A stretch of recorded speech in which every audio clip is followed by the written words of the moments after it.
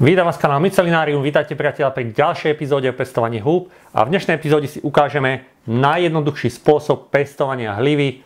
Je to tzv. Studená metóda. Povieme si presný postup tejto metódy, na konci videa vám ukážem opäť vaše fotky, vaše úspechy, z ktorých sa veľmi teším, takže na konci videa si pozrite určite niečo z vašich úspechov, niečo z vašich plodníc, čo ste si vypestovali z vašich húb, takže určite si to pozrite a teraz si povieme presný postup, ako si vypestujeme hlivu, respektíve všetky druhy hľivy touto jednoduchou metódou. Je to studená metóda, takže nebudeme nič variť, nebudeme nič pasterizovať, sterilizovať, žiadne tlakové hrnce, nič. Len studená voda a tento substrát. Takže čo budeme potrebovať, je to plastová nádoba. Plastová nádoba, v ktorej budeme miešať substrát, pripravovať substrát a miešať ho so sadbou. Potom budeme potrebovať samozrejme sadbu. Ja tu mám hlivu ústricovú. A nakoniec samozrejme najdôležitejšia vec, a to bude substrát, a v tomto prípade použijeme slamové pelety. Sú to pelety vyrobené z rozdrvenej slamy, ktoré sa už teraz u nás dajú relatívne bežne kúpiť vo Zverimexoch, drobnochovoch, čiže v obchodoch pre zvieratá. Je to v podstate podstielka pre rôzne drobné zvieratá, ako sú morské prasiatka, škrečky a podobne. Odporúčam kúpiť si veľké balenie, je to cenovo najvýhodnejšie. Ja som kúpil 25 kg balenie a vtedy sa to oplatí najviac. Nie je to veľmi drahé. Je to samozrejme drahšie, ako keď si kúpite iba čistú slamu, ale zase odpadá tam celý ten proces prípravy, čiže rozsekanie slamy a pasterizácia a tak ďalej. Čiže je to v podstate najjednoduchší, najrýchlejší spôsob pestovania hľivy. Týmto spôsobom sa dajú pestovať všetky druhy hľivy. Ja som tu zasadil hlivu žltú. Hliva žltá rastie najpomalšie v podstate zo všetkých druhov hľivy, takže chcel som vyskúšať, či aj táto hliva bude týmto spôsobom rásť. A ako vidíte, je tu krásne prerastené celé vrece, ktoré už je pripravené na plodenie. Už sa tu tvoria na vrchu primordia, čiže aj hliva žltá a tým pádom všetky druhy hľivy týmto spôsobom bez problémov vypestujete. Pokiaľ nemáte veľké priestory alebo sa vám s tým nechce tak dlho zabávať ako s klasickou slamou, tak týmto spôsobom si vypestujete doma bez veľkých problémov všetky druhy hľivy. Veľmi jednoducho a hneď si to ideme ukázať. Takže slamové pelety je základ, ktoré iba zalejeme vodou. Na takýto sáčok, čiže obyčajný sáčok, odporúčam sáčky s filtrom, aby tam dochádzalo k nejakej výmene vzduchu. Takýto veľký sáčok, to sú v podstate veľké sáčky, ktoré si kúpite v našom e-shope. Na takýto objem nám stačí 1,5 kg suchých peliet a na 1,5 kg suchých peliet nalejeme 2,5 litra studenej vody. Môžete použiť aj horúcu vodu, ale potom zase musíte čakať, kým vám to vychladne. A v tomto prípade to nie je nutné, pretože výroba týchto peliet prebieha pri vysokej teplote a tlaku, čiže tie pelety sami o sebe sú dostatočne čisté a sterilné na to, aby sme ich použili takto, ako sú. Takže použijeme studenú vodu, necháme ich 20 minút nabobtnať, nech sa pekne nasiaknú vodou, oni sa pekne rozídu a vytvára nám krásny substrát a potom ich zmiešame so sadbou. Takže ideme na to a ja si najprv vyčistím tento box, vydezinfikujem ho izopropyl alkoholom, takisto všetko, čo používame, dezinfikujeme, čiže stále zachováme čisté prostredie, snažíme sa čo najmenej tých patogénov, aby sa nám do toho substrátu dostalo. Takže všetko čistíme, všetko dezinfikujeme, ale už tie pelety samotné nemusíme pasterizovať ani sterilizovať, použijeme ich tak, ako sú. Takže poďme na to.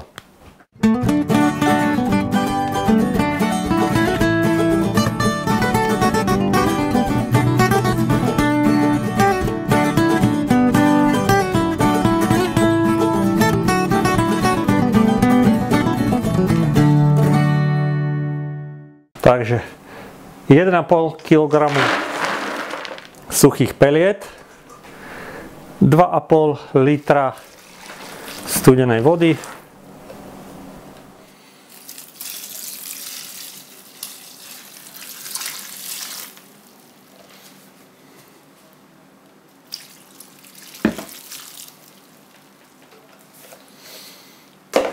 A necháme 20 minút nabobtnať, takže ja to zakryjem.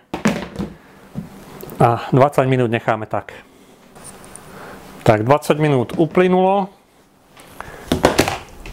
Substrát máme viac menej hotový. Premiešame ho. Ja si samozrejme vydezinfikujem ruky. Dodržiavame všetky zásady čistoty, hygieny.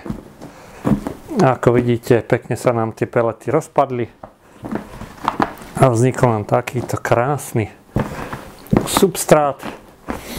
Ja ho trošku premiešam. Na niektorých miestach je príliš vlhký, na niektorých je ešte suchší, takže nech sa nám to pekne prepojí.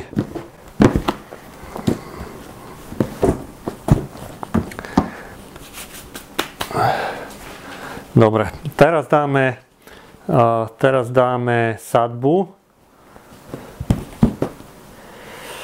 Ja tu mám hlivú ústricovú, takže zoberiem si nožnice. Takisto ich vydezinfikujem. Vydezinfikujeme aj tento sáčok.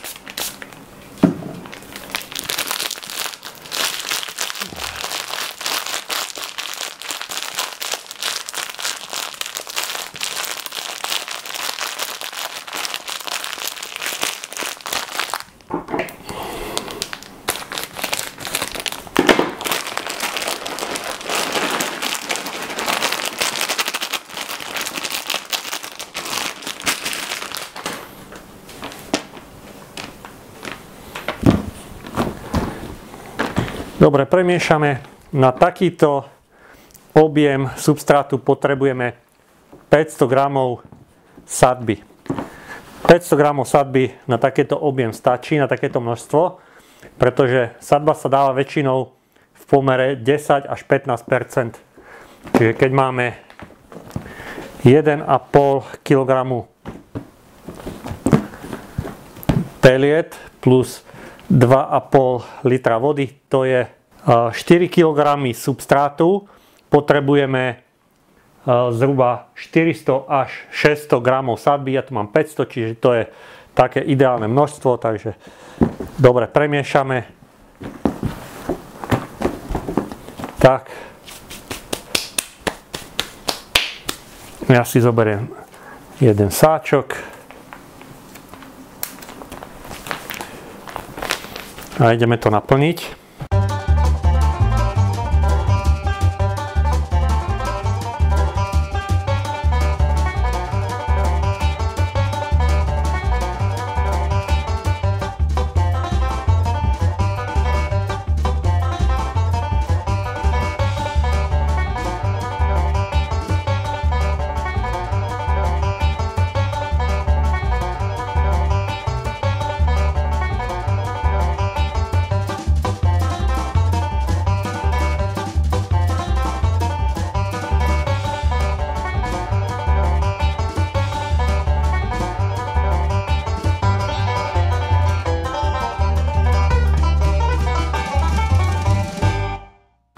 Tak, vrece máme naplnené.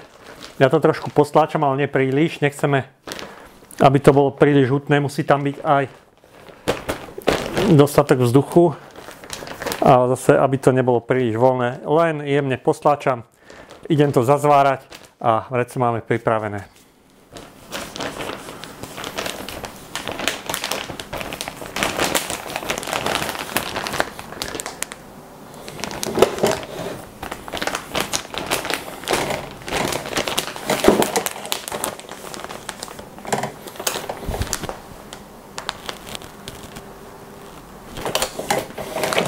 Dobre, vrátce máme zavarené, zazvárané a hotovo. Tak priatelia, vrátce máme hotové. Do takého substrátu nikdy nepoužívajte obohacovanie, čiže žiadne otruby, žiaden gypsum ani nič podobné. Slama je substrát s nízkym obsahom živín, ale hlive to úplne stačí. A kvôli tomu hliva stihne predbehnúť všetky ostatné patogény, ktoré tam sú.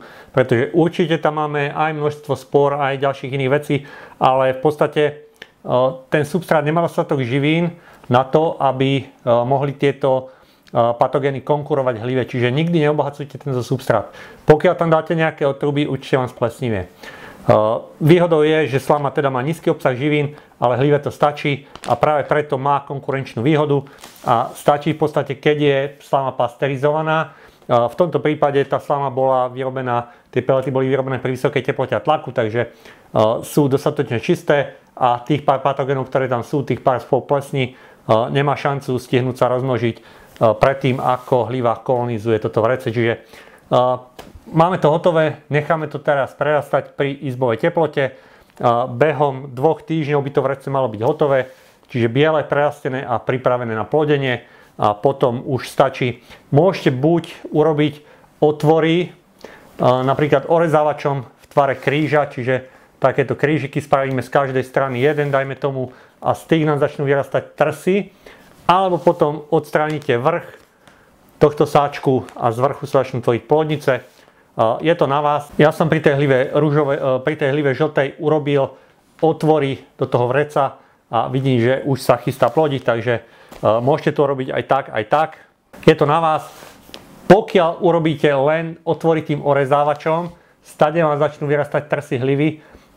Tie potom môžete mať normálne v nejakej miestnosti a stačí ich rosiť normálne nejakým rozprašovačom.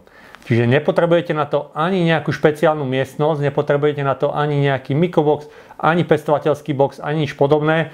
Dá sa pestovať aj normálne v nejakej miestnosti, kde je prúdenie vzduchu dostatočne, to znamená, je tam dostatočná výmena vzduchu, ale treba to potom tie plodnice rosiť aspoň 2-3 krát denne. Odporúčam, čím viac, tým lepšie. Huby majú radi vlhko, čiže tie huby si berú všetku vlhkosť toho substrátu, ale v podstate tie plodnice potrebujú vlhkosť, aby nevyschli. Čiže aj vzdušná vlhkosť tam musí byť vysoká, pokiaľ nie je, tak teda rosiť, ale keď to vrece neotvoríte celé, tak ten substrát nebude vysychať, huby majú dostatočný zásobu vody, ale tie plodnice musíme rosiť, teda 2-3 krát denne odporúčam. To by bolo na dnes všetko. Ukážem vám teraz ešte fotografie z vašich úspechov, ktoré sa vám podarili, z čoho sa veľmi teším. A ja sa na vás teším pri ďalšom videu.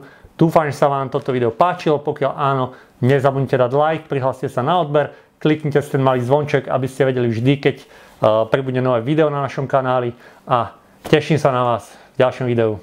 Dovidenia.